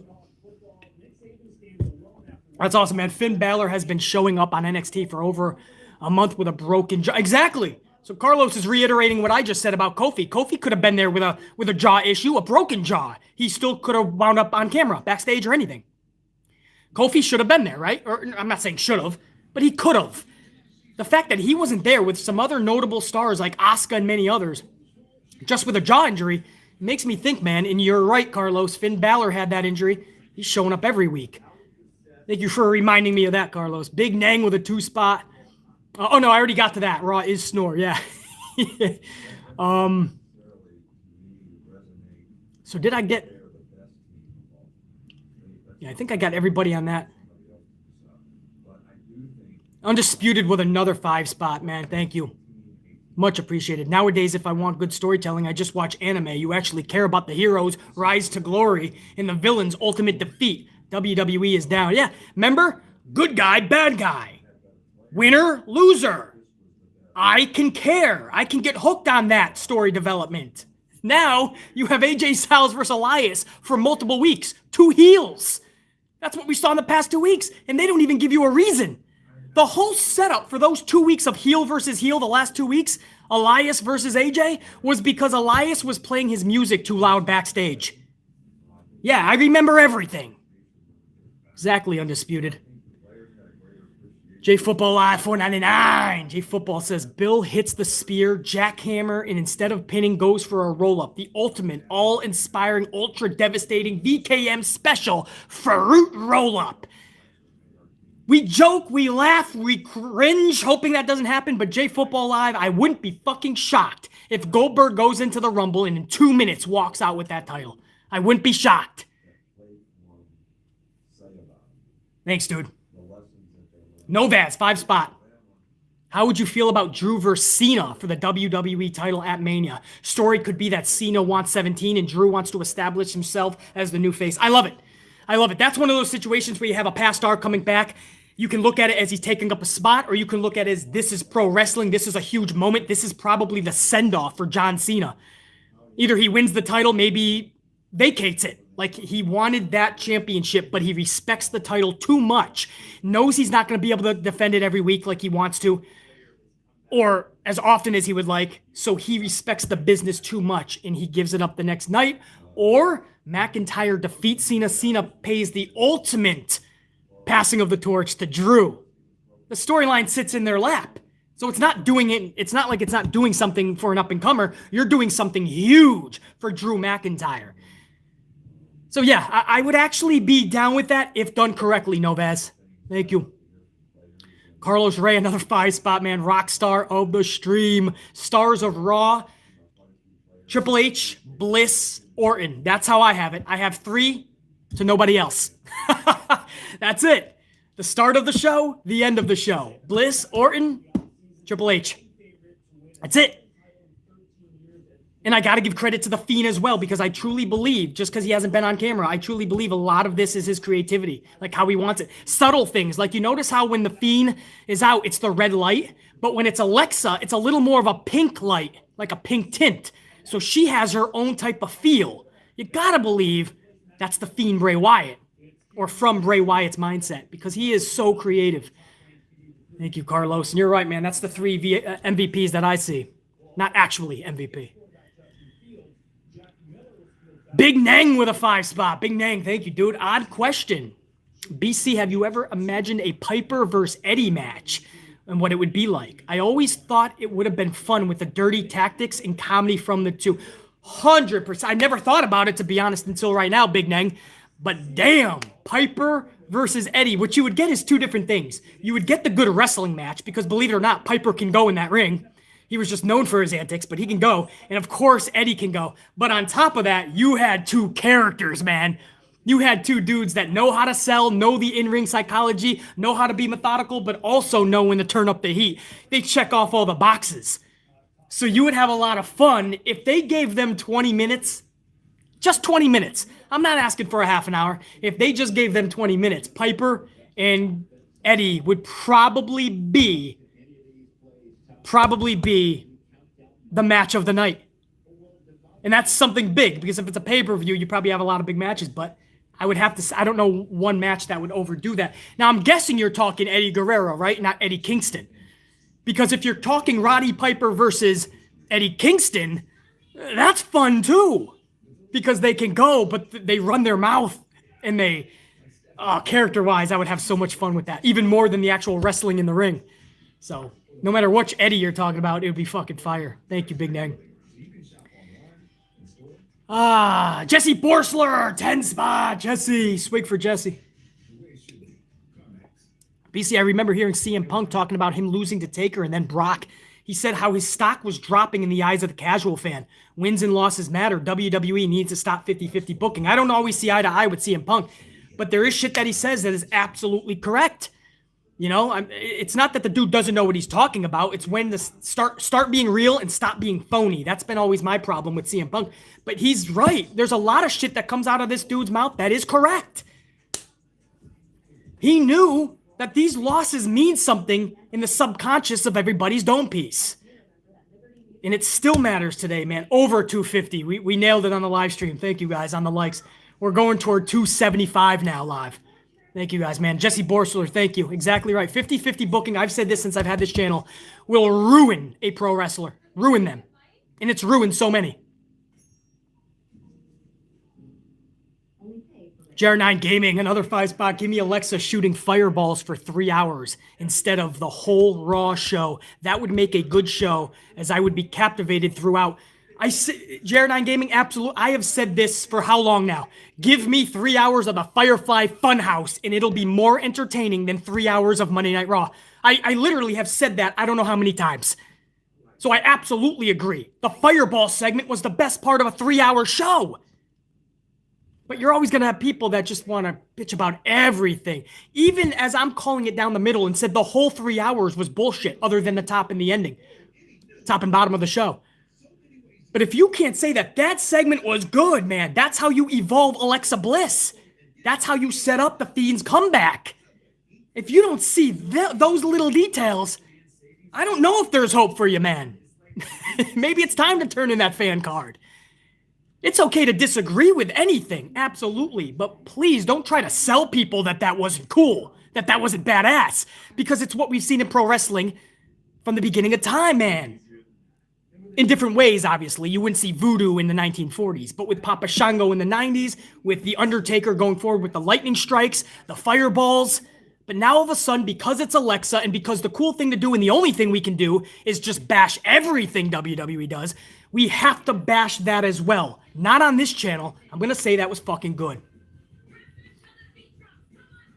JR9 Gaming knows where it's at. Murder Hornet, 5 spot. Hornet says I'm old enough to remember Ultimate Warrior in a sense, and Macho Man getting hit by a fucking cobra, getting bit by a fucking cobra. Those were my memories growing up, man. When Macho Man was tied up in the ropes and Jake the Snake bit him on the fucking arm, and Jake Snake, I said this just a few weeks ago, Jake the Snake told a story that backstage before that happened, Macho Man was upset. He didn't want to do it, and he's like, are you sure that doesn't have venom? Are you sure this is safe? And Jake's like, well, I mean, it's a cobra, but yeah, it's safe. So Macho Man made Jake have the cobra bite him backstage. And Jake was pissed off that he had to do that. So before he had the cobra bite Macho Man on TV, he turned and he slapped the cobra across the back of his head, which pisses them off. And he bites Macho Man and the cobra wouldn't come off. The segment was minutes longer than it should have been. I love that story. Macho Man was heated, man. You guys think the Amplified Man drinks a lot of coffee.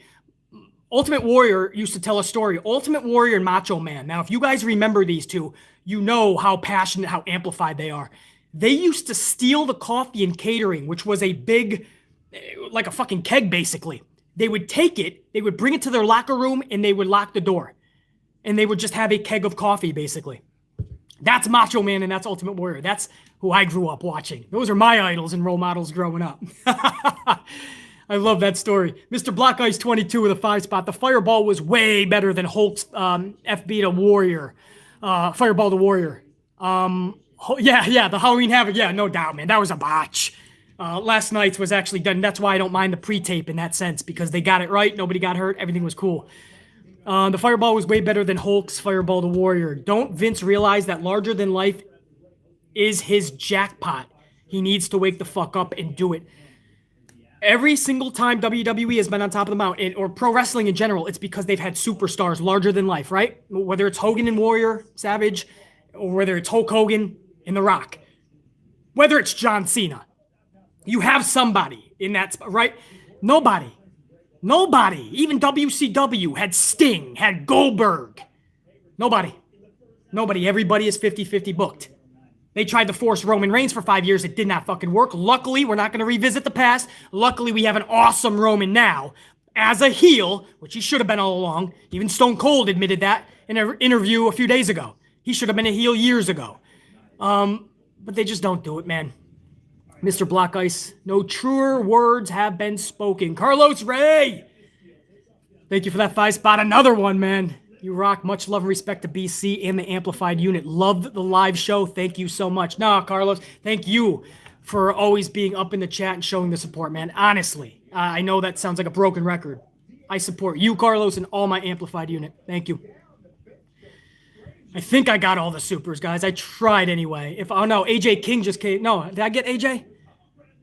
No, 5 spot. AJ King. Foley threw a fireball in Taker's face at In Your House Revenge of the Taker in 97. I actually forgot about that one. I thought I remembered all the fire spots. There you go. And that was probably fucking epic. Bring it! If you could do it safely and you're willing to take the time and effort, bring it. Especially if the characters call for it. Mankind and The Undertaker? Yeah, that calls for it. This new Alexa Bliss and Randy Orton in the Fiend storyline? Yeah, a fireball calls for it.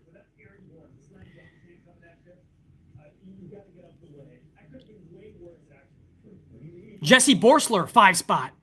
If anyone has a problem with what Alexa did, then don't say you were a fan of Taker and Kane. Both of their characters were the supernatural stuff. Say it louder for those in the back that couldn't hear. Exactly. But today, when we're craving good fucking television the most, any good thing that does come across our TV, we put that in the same shit category as the actual shit, which was the actual 3 hours of this show. The whole middle of this show was shit, other than the start and the finish of the show. But these days, you're supposed to, even if there's one 1 minute good thing, you gotta lump that with the shit. Exactly, Jesse. Pro wrestling needs this type of shit. You have to be a little wild in pro wrestling. You have to be. It can't just be one dude versus one dude in a gymnastics meet. You can't just be flipping and diving all around the ring, setting up your one move after another move, setting up your next spot fest, not selling, no in-ring psychology, one after the other. That's going to be tired out really quick.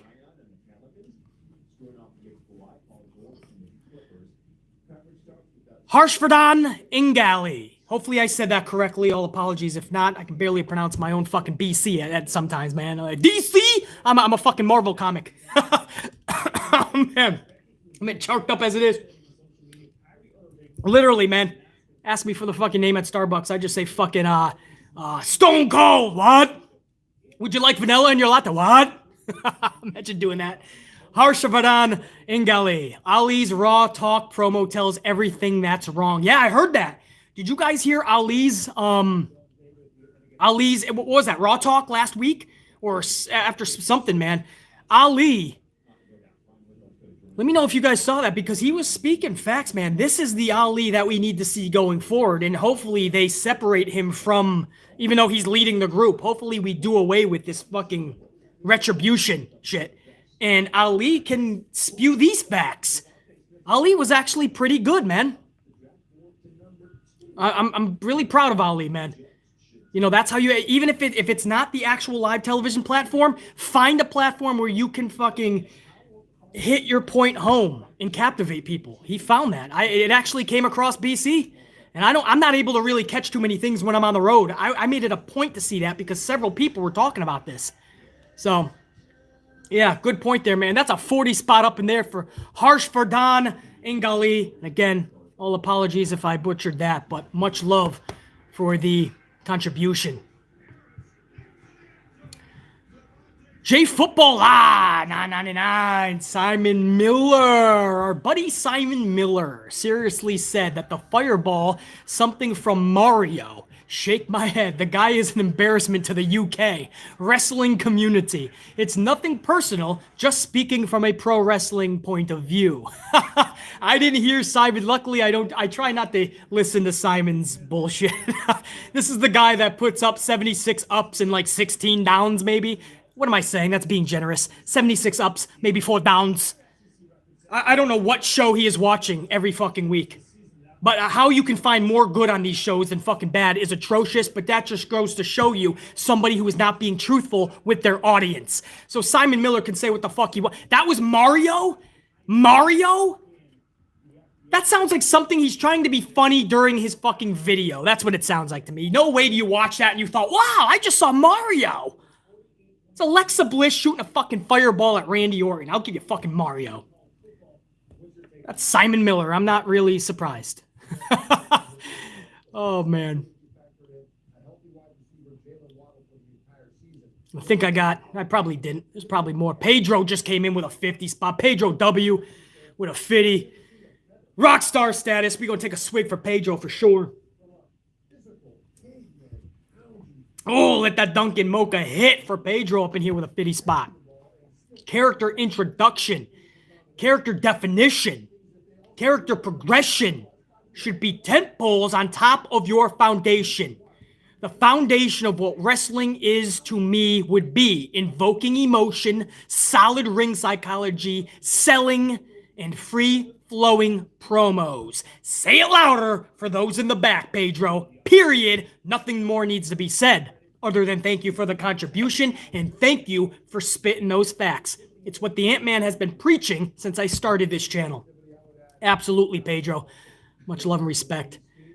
Jer9 Gaming with that 5 spot. Another one coming in. Jer9 Gaming, you don't even have to, bro, but I appreciate the coffees. BC, thanks for the love you showed me and my mom. I appreciate it. You always brighten up my day, and this was a great stream once again. Check your leader. Jer9 Gaming, man, you are fucking awesome, just like I tell all my unit. For always, I don't give you guys notice when I do these live streams, but you guys are always on the lookout and always a part of the unit and always showing that love. You're the reason why we are going close to 275 likes on the live stream. 275 live of you guys show the love right back. It's people like you, Jer9 Gaming, so we're always going to show the love to you and your mom, your family, and hopefully you guys get through this really fast. Pedro with another 5 spot. All the best to you, Jer9 Gaming, and your family will be in our thoughts. Absolutely, Pedro. I reiterate those statements. Thank you, Pedro, for showing that love. Make sure I got everybody up in here. J Football Live with a $4.99.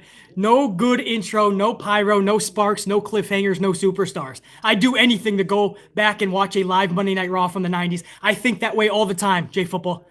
I'm not even joking. This isn't just like piggybacking off of that super chat. I think that all the time. Like how good we had it back in the late 90s. Even going into the early 2000s, how good we had it. And where we're at today with pro wrestling. You know what I mean? Like what we wouldn't give to go back and be in that time. And there's so many younger fans. I got to keep reminding myself. There's a lot of fans that just started watching in the 2000s. And they don't even really remember that shit.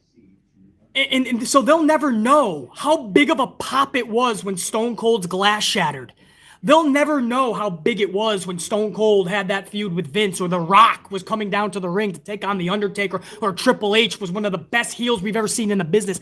They'll never remember those times.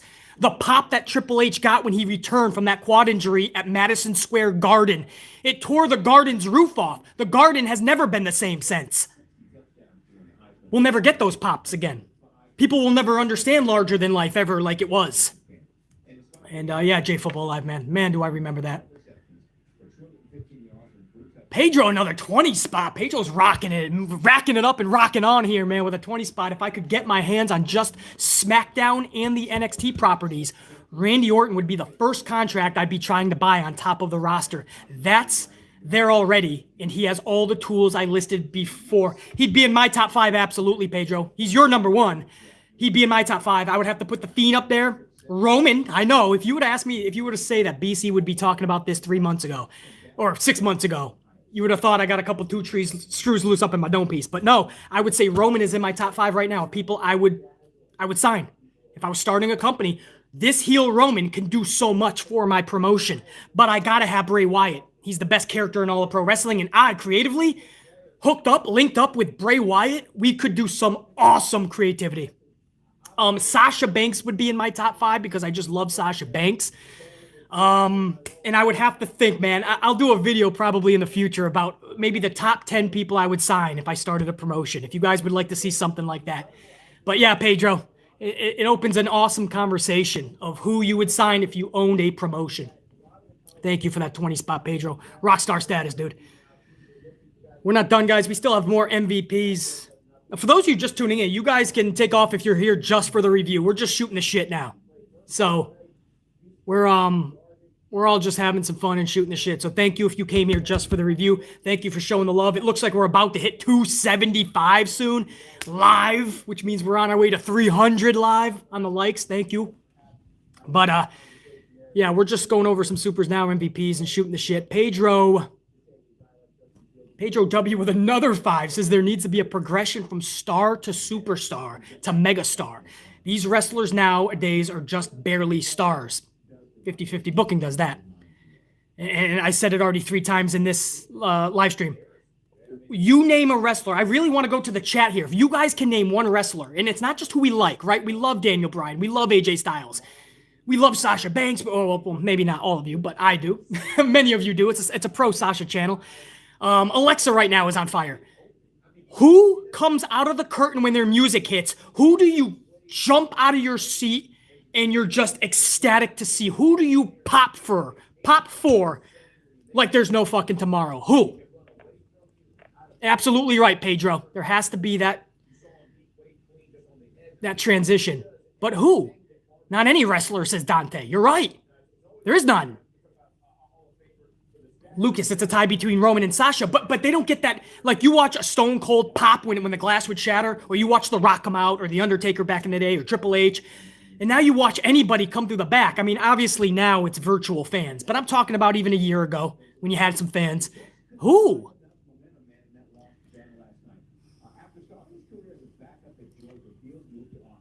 Blueprint Nation. Nobody. That's what I'm thinking. I don't see anybody. I mean, it's not Gable. It's not Otis. It's not the New Day. I mean, they can get a pop. No question they get a pop. Again, Sasha is one of my favorite wrestlers.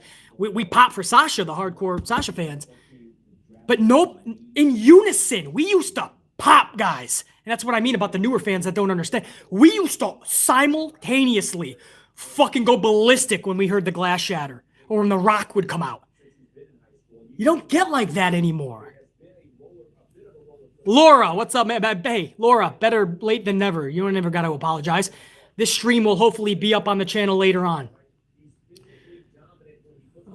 My friend Randy Orton. Yeah, but Orton doesn't get a unanimous pop like that.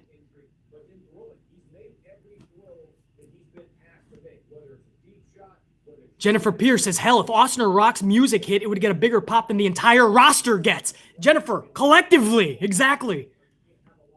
JDE says, yeah, nowhere near that level. When I tell people this, though, people rebuttal me with, it's not the 90s or the early 2000s anymore. It annoys me to no end, bro. Yeah, that's we know it's not that time frame anymore. That's the problem. We still should be seeing superstars, larger-than-life characters. We're not, and that goes back to Pedro's point. There needs to be that progression. There needs to be a transition. You start as a mid-carder, that's fine, but you got to become a superstar, and then you have to become larger-than-life, hopefully.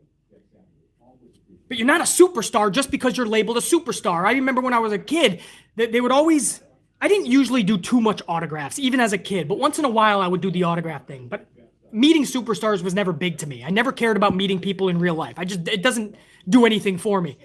But I remember back in the day, Sears would be like, a WWE superstar, come out and meet a WWE superstar next Sunday at 12 o'clock or something, you know? And as a kid, you're like, hey, can we go and do that? So we would go. They wouldn't tell you who it is. And I remember one time it was Aldo Montoya. That was the superstar, Aldo Montoya. And I just remember the whole line that was at that Sears. It was just a gasp. It was like, oh, what the fuck? I mean, we weren't expecting Stone Cold, but Aldo Montoya? We're being lenient with who we call a superstar, just like we're being lenient with who is a legend these days. I absolutely agree, man.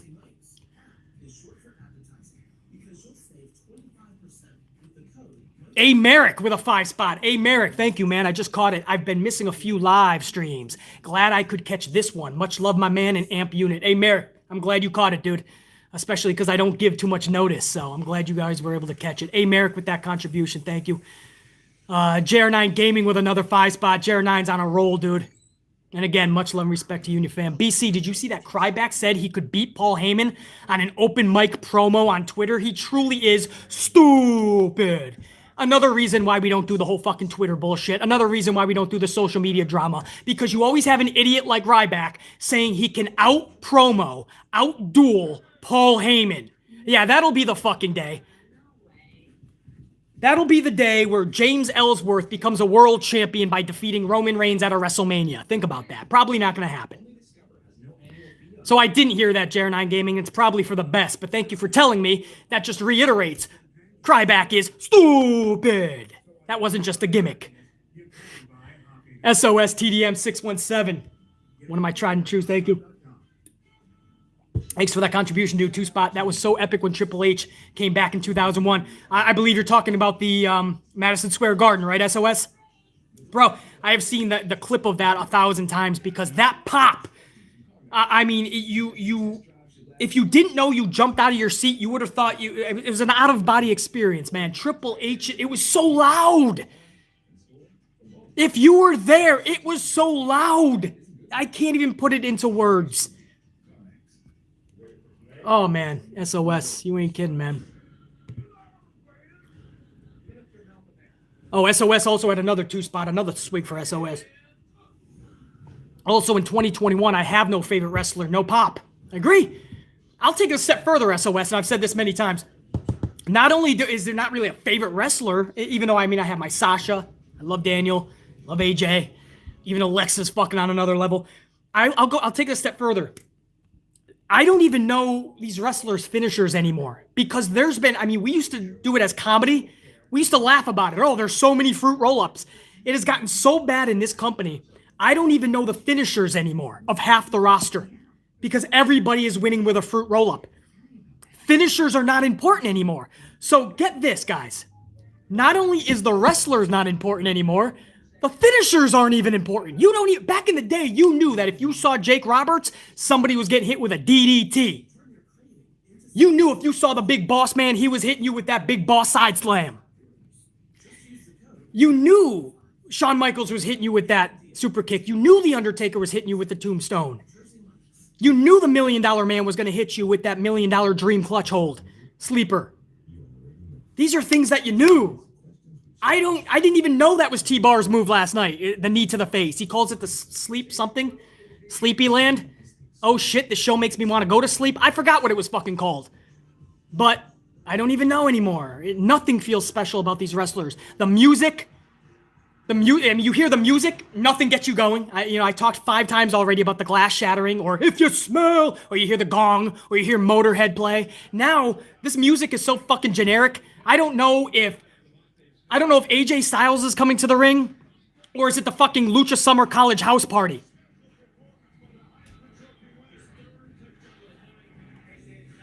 Thank you, SOS. Hold on, I got another one here. Jesse Borsler. Did I already get that 10 spot by Jesse? No, I didn't. Jesse Borsler with a 10 spot. Thank you. Another contribution. You guys are loading me up on January and February's coffees. BC, if you go back to the Rock and Hogan match at Mania, one of my favorites, by the way, if you caught that video the other day. If you go back to the Rock and Hogan match at Mania, what made that match a classic is because they were both larger than life in the crowd, and not the flips and dives cats. Exactly, Jesse. And I don't even mind the flips and dives matches if put in there here and there, right? The wrestlers that can put on these flips and dives matches, really fucking good. I would like more selling. I would like more in-ring psychology, but they're good. They have their place. But larger than life is The Rock and Hulk Hogan from that Mania match. And you don't believe me, you don't got to. You just go back and you watch how the crowd reacted. That'll tell you everything you need to know on if BC is telling the truth or not. The crowd in that match will tell you that I'm spot on. That is a natural reaction. It's nothing that I can teach you. It's nothing you can teach me. It's nothing I can teach WWE. It's nothing they can teach us. That's natural. That's because they were built up as larger than life. And now they're colliding. WWE, there was no way. There's no way that the crowd, us fans, even knew going in that it would be that epic. But once it was happening, you got natural progression, man, and that match was off to the races. Absolutely, Jesse. Chelsea Elaine is up in here with 279. Thank you, Chelsea, for that. Good to see you up in the chat. Thank you for the conch.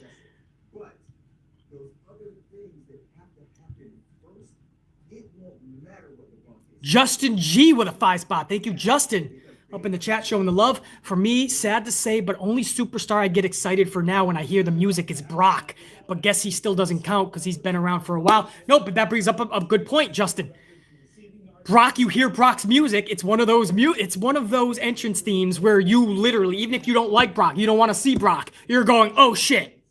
Even if it's quick, even if you didn't want to say, oh shit, you kind of think it, right? Because the music hit and you know this dude is coming down to fuck someone up.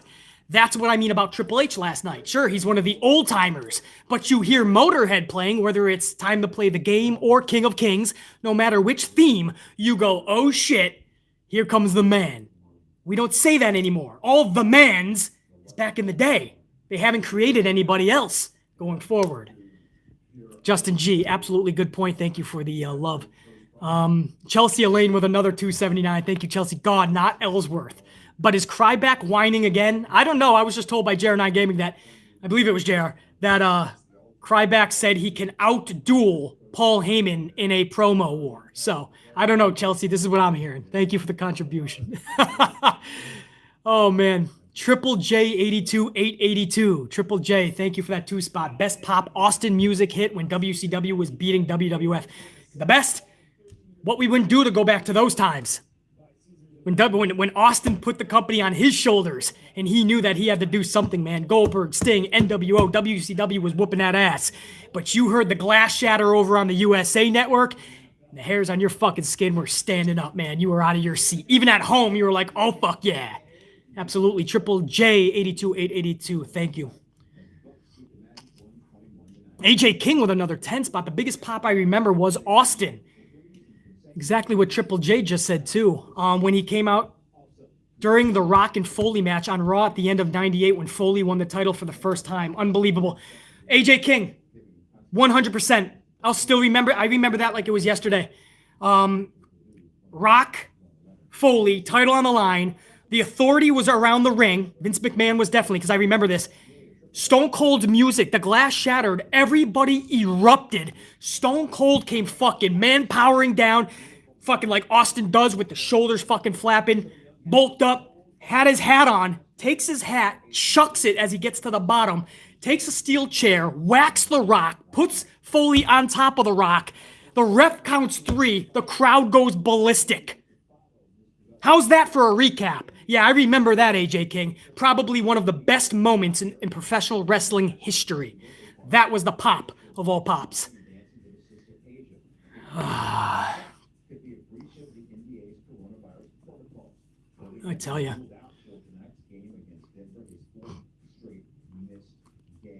Who else we got? J Football Live 499. Why hide behind the D-like button? You express yourself in the chat, motherfuckers, and you'll get an IBS and a free Capri Sun. Don't be shy. Yeah, man. I'm just listen. We're almost at 300 on the likes, J Football Live. I mean, that's fucking awesome. That's what I concentrate on. The unit standing the fuck up and just, I mean, to be near 300 live on a Raw that wasn't that storybooked. So you have, it's an audience is kind of going to be down. We stopped this review a half an hour ago. We still got a couple hundred just shooting the shit right now. And we are near 300 people taking the extra step to show that love. Thank you, J Football Live, for that 499. Mr. Black Ice is up in this bitch. Where'd he go? Where'd Mr. Black Ice? There you are. 2-spot. Hell, I missed the flashing lights from the crowd's cams. Yeah, right? Man, those are the little details that to us, Mr. Black Ice, I guess aren't so little. Thank you for the contribution. Chelsea Elaine, another 279. They are screwing Nakamura again, but Alexa, man, on another level, right, Chelsea? Alexa's fucking doing her thing. Nakamura got some good booking last Friday, though. I mean, he beat Baron Corbin. He beat Daniel Bryan. Who was it? Rey Mysterio, I think it was. I mean, he was putting in the work, man. I don't know why you would then have Daniel Bryan lose if Daniel Bryan is just going to take the title at Mania, but yeah, it remains to be seen how they're going to book Nakamura. But yeah, Alexa Chelsea is on another fucking level. Carlos Ray, another 5-spot. BC, are you going to be on a regular schedule now? Asking because I still don't get notified. No, there's never a regular schedule, Carlos. I'm always working around my road trips. I travel a lot, and it's easier for me to just, if I'm able to come live, I get to do it live. I'm happy when I even get to come in front of the camera and do a pre-taped video for you guys. Because a lot of times when I'm traveling, it has to be audio only. So there's never going to be regular with the AMP channel. But that's why I always say, make sure you're subscribed. Make sure you're notified always. And even then, like you said, Carlos, sometimes they don't notify you. But it's at least a chance. But I wish it was a little more regular, Carlos. Thank you, man. SOS with another 2-spot. I was there when Mick won his first title, man. Epic, right? Off the fucking chart, SOS. I hope that everybody gets to feel that moment, even though it's long past and you're not going to have the same feeling. Hopefully you can get into the mindset of how and what we were watching back then. Thank you, SOS. Thank you to everybody, man. What a fucking... We went, over an hour? We're going toward 2 hours. That's all you guys, man. Much love. And we rocked this out. If I missed any supers, guys, I will get it in the next vid. So don't worry. BC, you missed my super. I'll get it in the next vid. You'll have your own personal little shout out. How's that? Because it goes too fast. I can't get everybody. But, so I do apologize. But I'll get your you'll get your live stream super chat. I can fucking speak next time around. Thank you. We hit 300, by the way. So we are now on our way to 350 on the fucking likes for you guys, man. That's all you. I'm going over the show. You guys are whooping that ass. Chelsea with a 549. I wish they booked Nakamura versus Reigns instead. To me, that's more intriguing right now than Daniel Bryan versus Roman. But we'll see. I'm willing to give them a chance. But we'll see. Thank you, Chelsea. It means a lot. Who's that? Yeah. I just got Chelsea. All right. Just going to make sure I got everybody there. All right, guys. So now we go into, I hope to do something with AEW and NXT for Wednesday. I can't say for sure. Those are especially, a lot of travel on those days. But we'll see if I can pull out a vid. And then definitely, obviously, SmackDown later this week. So much love, guys. We will check you later. Hopefully you guys enjoyed the review. It's the most honest I could give you. I wish there was more positives. There just wasn't enough on this fucking show. Exactly, Kobe. Wrestling never sold on gymnastics. Wrestling was sold on storylines and characters. Exactly. Jared9 Gaming. Check you later, man. And all the best to you, your moms, and the fam. Speedy recovery, dude.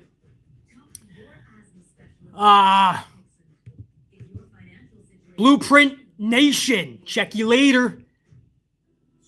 Glad you showed up, man, in the stream. Lucas Allen. Check you later. Go Pack Go. Big game this Saturday. Drayshawn. Check you later. Carlos. Much love and respect, dude. Chelsea. Check you later. Kobe Talks. Check you. Beast Morgan. Check you. Big Nang. Check you.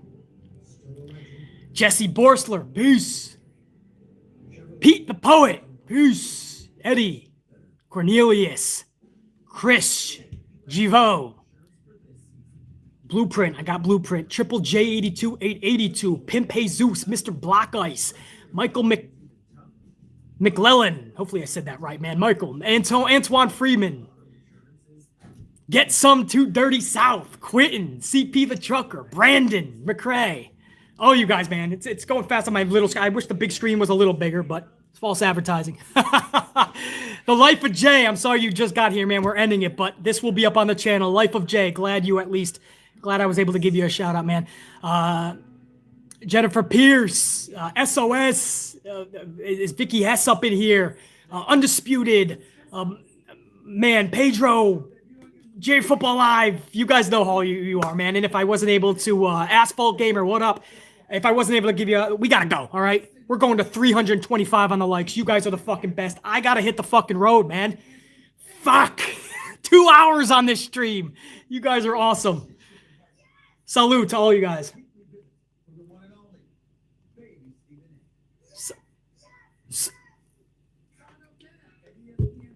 All right, check you guys.